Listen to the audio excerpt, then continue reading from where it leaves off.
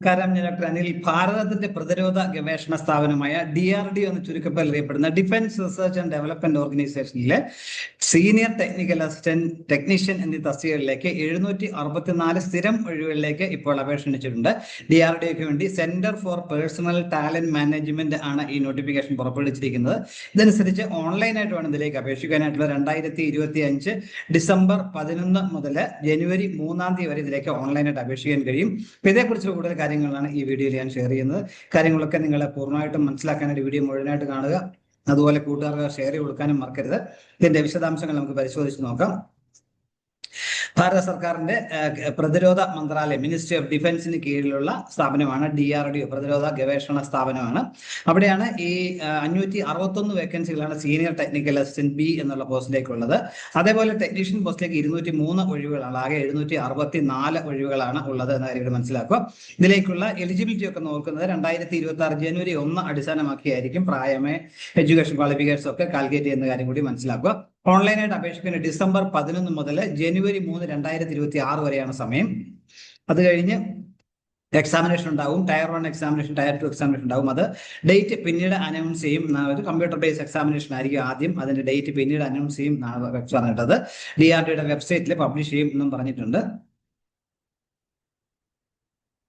മറ്റു ഡീറ്റെയിൽസ് നമുക്ക് DRDO website എന്നുള്ള https://www.drdo.gov.in എന്നുള്ളതാണ്. അപ്പൊ ഈ സൈറ്റിലേക്ക് നിങ്ങൾക്ക് ഓൺലൈനായിട്ട് അപേക്ഷിക്കാൻ കഴിയും. ഈ സൈറ്റ് വഴി വേണം ഓൺലൈനായിട്ട് അപേക്ഷിക്കുക എന്ന കാര്യം കൂടി ഓർമ്മിക്കുക. ഇനി ക്വാളിഫിക്കേഷൻസും മറ്റു ഡീറ്റെയിൽസും നോക്കാം. ഒന്നാമത് സീനിയർ ടെക്നിക്കൽ അസിസ്റ്റന്റിന്റെയാണ്.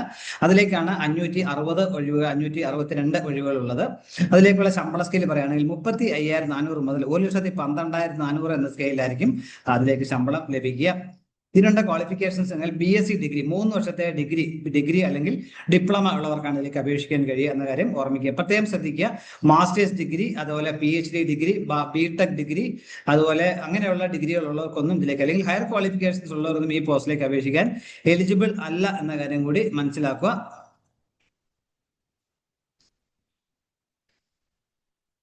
ഇനി മറ്റു ഡീറ്റെയിൽസ് പറയുന്നത് ഓട്ടോമൊബൈൽ എഞ്ചിനീയറിംഗ് ഡിപ്പാർട്ട്മെന്റിലേക്ക് സബ്ജക്റ്റിലേക്ക് 3 ഒഴിവുകളാണുള്ളത്. അതിന് വേണ്ടി യോഗ്യത ഡിപ്ലോമയാണ് വേണ്ടി യോഗ്യത. ഓട്ടോമൊബൈൽ എഞ്ചിനീയറിംഗിൽ ഡിപ്ലോമയാണ് വേണ്ടി യോഗ്യത.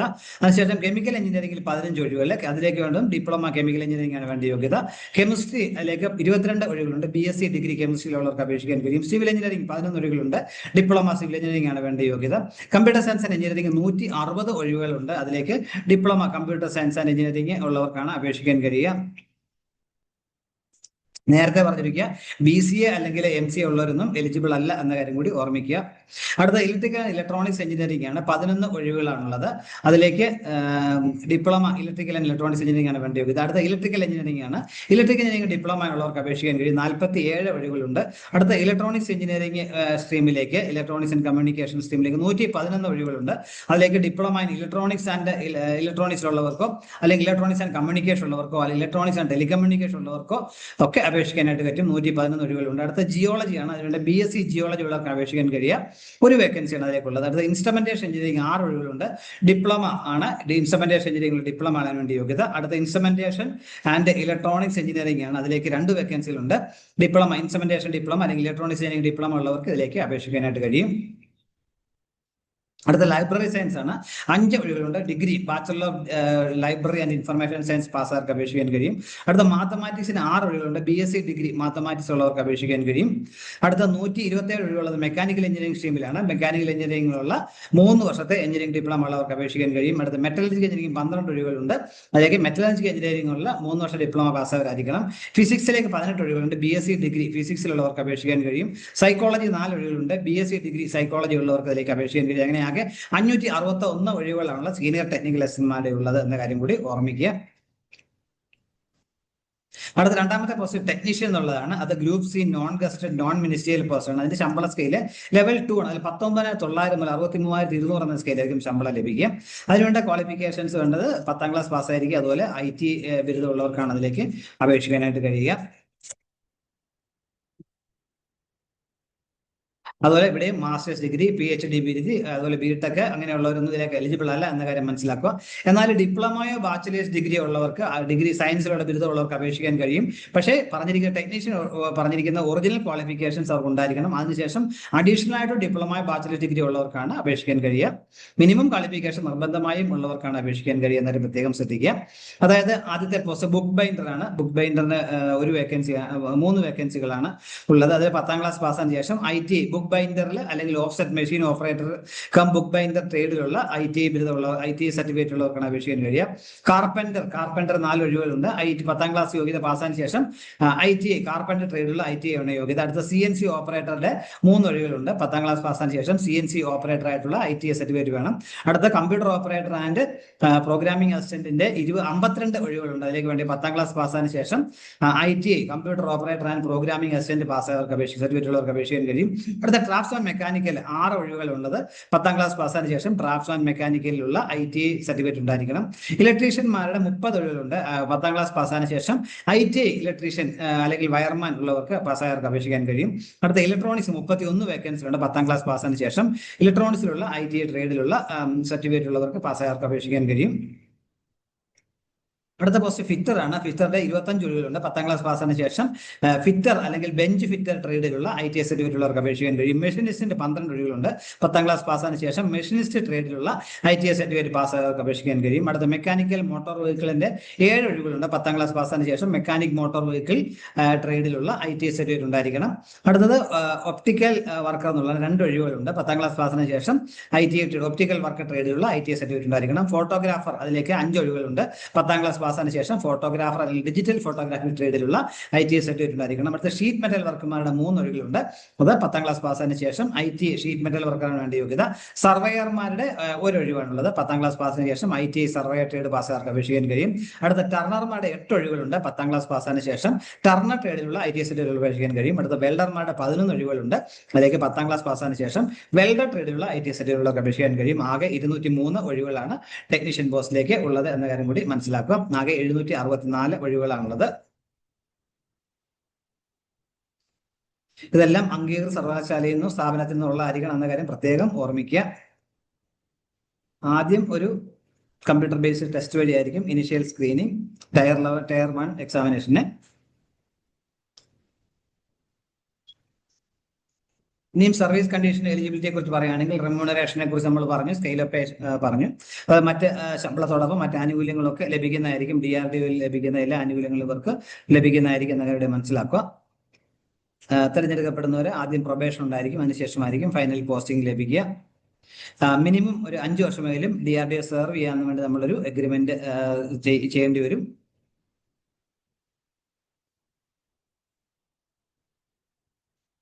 എഗ്രിമെന്റ് സൈൻ ചെയ്യേണ്ട, പക്ഷെ നമ്മൾ ആദ്യം ഇവിടെ അപ്പോയിന്റ് ലഭിക്കുന്നത് അവിടെ 5 വർഷം സെർവ് ചെയ്യുന്നത്, പിന്നീട് ട്രാൻസ്ഫർ ലഭിക്കുന്നതായിരിക്കും എന്ന കാര്യം ഓർമ്മിക്കുക. എലിജിബിലിറ്റി ക്രൈറ്റീരിയ ഒക്കെ ജനുവരി 1, 2026 അടിസ്ഥാനമാക്കിയായിരിക്കും കാൽക്കുലേറ്റ് ചെയ്യാൻ നേരത്തെ തന്നെ പറഞ്ഞു. ഏജ് റിലാക്സേഷന് OBC നോൺ ക്രിമിനൽക്കുള്ളവർക്ക് 3 വർഷവും SC/ST-കാർക്ക് 5 വർഷവും ഡിസബിലിറ്റി ഉള്ളവർക്ക് 10 വർഷവും ഉയർന്ന പ്രായപരിധി ലഭിക്കുന്നതായിരിക്കും. 18 മുതൽ 28 വയസ്സിലുള്ളവർക്കാണ് ഇതിലേക്ക് അപേക്ഷിക്കാൻ കഴിയുന്ന കാര്യം മനസ്സിലാക്കുക. അഡീഷണൽ ആയിട്ടാണ് ഈ ഏജ് റിലാക്സേഷൻ ലഭിക്കുക. എന്നാൽ ഡിസബിലിറ്റി ഉള്ള OBC-കാരാണെങ്കിൽ 13 വർഷവും SC/ST-കാരായ ഡിസബിലിറ്റി ഉള്ളവർക്ക് 15 വർഷവും ഉയർന്ന പ്രായപരിധിയിൽ ഇളവ് ലഭിക്കും എന്ന കാര്യം കൂടി ഓർമ്മിക്കുക.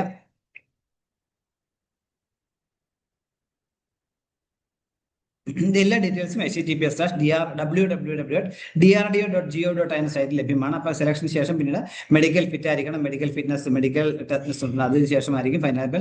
2 കണ്ണ് നല്ല കാഴ്ചശക്തി ഉണ്ടായിരിക്കണം, 6/6 സ്നെല്ലൻ ഉണ്ടായിരിക്കണം, അടുത്ത കാഴ്ച 0.6 സ്നെല്ലൻ ഉണ്ടായിരിക്കണം.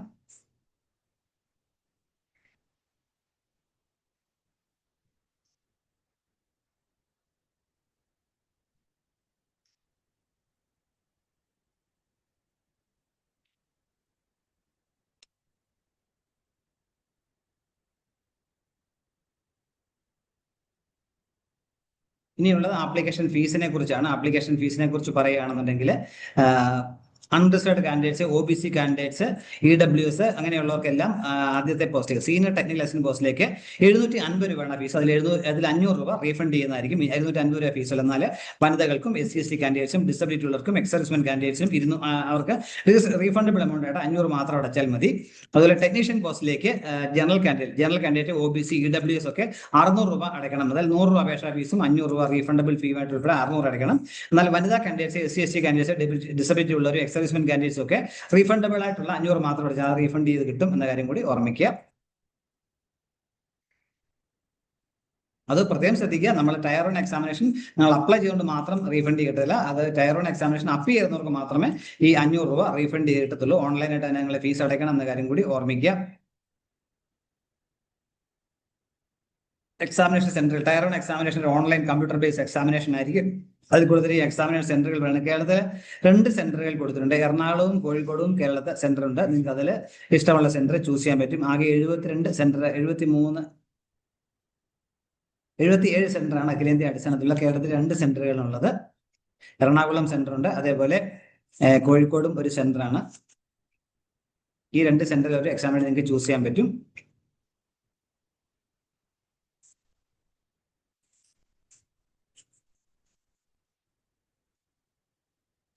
ടയർ 2, അത് ടയർ 1 പാസ്സാകുന്നവർക്ക് ടയർ 2 എക്സാമിനേഷൻ അതുപോലെ സ്കിൽ ടെസ്റ്റ് ഉണ്ടാവും. അതിന്റെ ഡേറ്റും അതിന്റെ സെന്ററൊക്കെ പിന്നീട് അറിയിക്കും എന്നാണ് പറഞ്ഞിട്ടുള്ളത്. ഇനി നമുക്ക് ഏറ്റവും പ്രധാനപ്പെട്ട കാര്യം എങ്ങനെ നമുക്ക് ഇതിലേക്ക് അപേക്ഷിക്കാൻ പറ്റും എന്നുള്ളതാണ്. അതിലേക്ക് DRDOയുടെ വെബ്സൈറ്റ് ആയ https://www.drdo.gov.in സൈറ്റ് വഴി വേണം നമുക്ക് അപേക്ഷിക്കാനായിട്ടുള്ളത്. ആ സൈറ്റ് ഓപ്പൺ ചെയ്യുക, ഓഫറിംഗ്സ് ക്ലിക്ക് ചെയ്യുക, വേക്കൻസീസ് ക്ലിക്ക് ചെയ്യുക, ടു അപ്ലൈ ലിങ്കിൽ ക്ലിക്ക് കഴിഞ്ഞാൽ നമുക്ക് ബാക്കി കാര്യങ്ങളൊക്കെ വരും. അതുപോലെ നിങ്ങൾ അപ്ലൈ ചെയ്ത് വാലിഡ് ആയിട്ടുള്ള ഇമെയിൽ ID, മൊബൈൽ നമ്പർ ഉണ്ടായിരിക്കണം. അതുപോലെ നിങ്ങളുടെ സിഗ്നേച്ചർ, പാസ്പോർട്ട് സൈസ് ഫോട്ടോ, ഇതെല്ലാം നമ്മൾ സ്കാൻ ചെയ്ത് നേരത്തെ തന്നെ വെക്കണം. അതെല്ലാം കൂടെ അപ്ലോഡ് ചെയ്യേണ്ടതായിട്ടുണ്ട് എന്ന കാര്യം മനസ്സിലാക്കുക. 10ാം ക്ലാസ്സിലെ മറ്റെല്ലാ സർട്ടിഫിക്കറ്റിന്റെയും കോപ്പിയും കൂടെ നമ്മൾ സ്കാൻ ചെയ്ത് അപ്ലോഡ് ചെയ്യാനായിട്ട് റെഡിയാക്കി വെച്ചതിന് ശേഷം മാത്രം അപ്ലൈ ചെയ്യുക. ഒന്നിലധികം പോസ്റ്റുകൾക്ക് വേണമെങ്കിൽ അപേക്ഷിക്കാൻ പറ്റും. എന്നാൽ ഓരോ പോസ്റ്റിനും പ്രത്യേകം ആപ്ലിക്കേഷൻ ഫോം, ഫീസ് ഉൾപ്പെടെ കൊടുത്തു വേണം അപ്ലൈ എന്ന കാര്യം കൂടി ഓർത്തിരിക്കുക. ഇതിനെക്കുറിച്ച് ഡീറ്റെയിൽസ് ഒക്കെ വെബ്സൈറ്റ് സന്ദർശിക്കുക. https://www.drdo.gov.in സൈറ്റിൽ നിങ്ങൾ ഇടയ്ക്ക് സന്ദർശിക്കുക. ഹോൾ ടിക്കറ്റ് ഒക്കെ 10 ദിവസം മുമ്പ് ഈ സൈറ്റിൽ നിങ്ങൾക്ക് ഡൗൺലോഡ് എടുക്കാൻ പറ്റും. പോസ്റ്റിൽ അയക്കത്തില്ല എന്ന് പ്രത്യേകം പറഞ്ഞിട്ടുണ്ട്. അപ്ലൈ ചെയ്യുന്നവർ തീർച്ചയായും ഇടയ്ക്കിടയ്ക്ക് ഈ വെബ്സൈറ്റ് സന്ദർശിക്കുക. എന്തെങ്കിലും അപ്ഡേഷൻ ഒക്കെ വന്നിട്ടുണ്ടോ എന്ന കാര്യം കൂടി മനസ്സിലാക്കുക. മുതൽ എക്സാമിനേഷൻ പാറ്റേൺ ഇവിടെ കൊടുത്തിട്ടുണ്ട്. സീനിയർ എക്സാമിനേഷൻ എങ്ങനെയൊക്കെ ആയിരിക്കും എന്നുള്ള കാര്യം.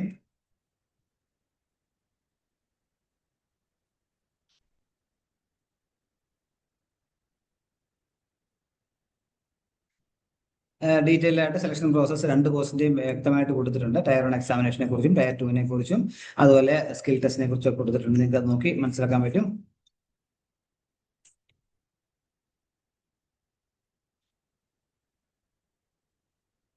ഇത്രയും കാര്യമാണ് എനിക്ക് പ്രധാനമായിട്ട് ഷെയർ ചെയ്യാനുള്ളത്. അപ്പോൾ ഇത്തരം ഈ വീഡിയോ പൂർണ്ണമായും കണ്ട് രേഖപ്പെടുന്നതോടൊപ്പം ഇനിയും ഇതുപോലെ ഇൻഫർമേഷൻസ് ഒക്കെ നിങ്ങൾ ചാനൽ സബ്സ്ക്രൈബ് ചെയ്യണം. പ്രത്യേകം ശ്രദ്ധിക്കുക. DRDOയുടെ വെബ്സൈറ്റ് വഴി നിങ്ങൾക്ക് ഇതിലേക്ക് ജനുവരി 3 വരെ അപേക്ഷിക്കാൻ കഴിയും. താല്പര്യമുള്ളവർ ഇപ്പൊ സ്ഥിരം ജോലിയാണ്, കേന്ദ്ര സർക്കാരിനുള്ള സ്ഥിരം ജോലിയാണ്. ഇതിലേക്ക് താല്പര്യമുള്ളവർ എത്രയും വേഗം അപ്ലൈ ചെയ്യുക. ലാസ്റ്റ് ഡേറ്റ് നോക്കിയിരിക്കാൻ അപ്ലൈ ചെയ്യുക. എല്ലാവർക്കും നല്ല കരിയർ ഉണ്ടാകട്ടെ. Thank you very much.